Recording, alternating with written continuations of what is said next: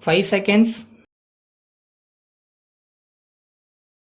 Start. Mr. Prime Minister, ladies and gentlemen, it is really very kind of you, Mr. Prime Minister, to have taken the trouble of coming over to this place to inaugurate this 10th conference of our chamber. Our thanks are due to you for responding to our invitation to grace the occasion with your presence in the midst of important activities and duties. I hope you would have had the time to go through the papers sent to you which explain the activities of our chamber. On this happy occasion, we do not wish to trouble you with a number of requests and appeals. As an alert Prime Minister, we are sure that you are already aware of our day-to-day problems and it is needless for us to enumerate them to you in great detail.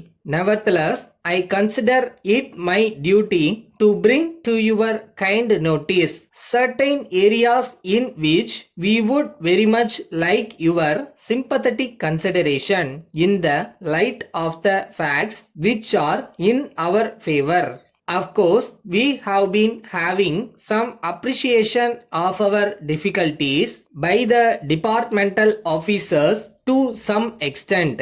But there is still room for greater understanding of our problems in various aspects. First, let me refer to the problems experienced by our members in the matter of export. We know fully well that it is the duty of those engaged in trade and commerce to step up the export of various items. As a matter of fact, in all our annual and special meetings, we have been trying our level best to find out ways and means of how we could cooperate with the government in stepping up the exports. We have to do a lot in this regard. It is in this connection we request you, Mr. Prime Minister, to kindly instruct the concerned officials at all levels to exhibit some amount of imagination in dealing with our suggestion. As you know, when it is a question of exporting any item, we have to face many problems like the need to maintain quality, keeping pace with the competitive prices offered by other countries, setting up necessary publicity in other countries, and even so many aspects.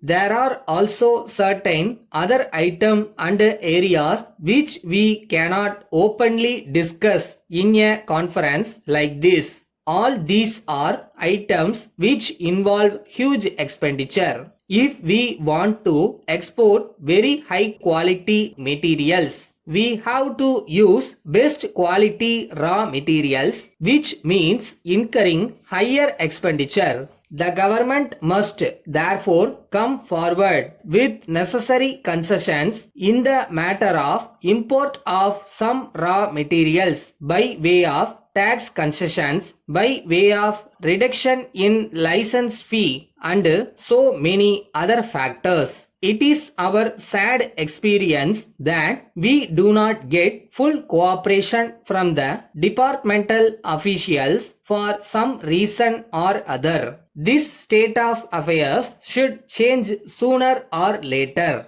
Unless the present procedure to deal with the problems of exporters undergoes a radical change, the export trade will be greatly affected.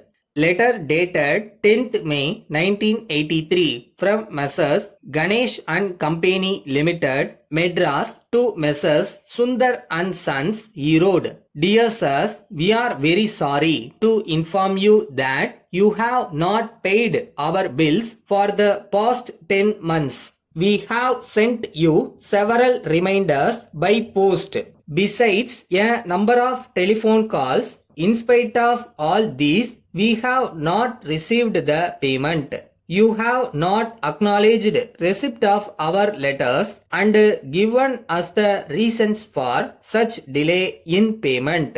We are aware that in the past you have been very regular in your payments and we have had no occasion at all to make any complaint to you about delayed payments. Suddenly, we find that it has not been possible for you to clear our bills. We are at a loss to understand why you have not chosen to reply to our letters. We are deputing our manager to meet you in person next week to find out your difficulties. If you explain to him your position, he will offer you suggestions to solve your difficulties. If he could not do this, he will report to us and we will give you helpful solutions. Yours faithfully.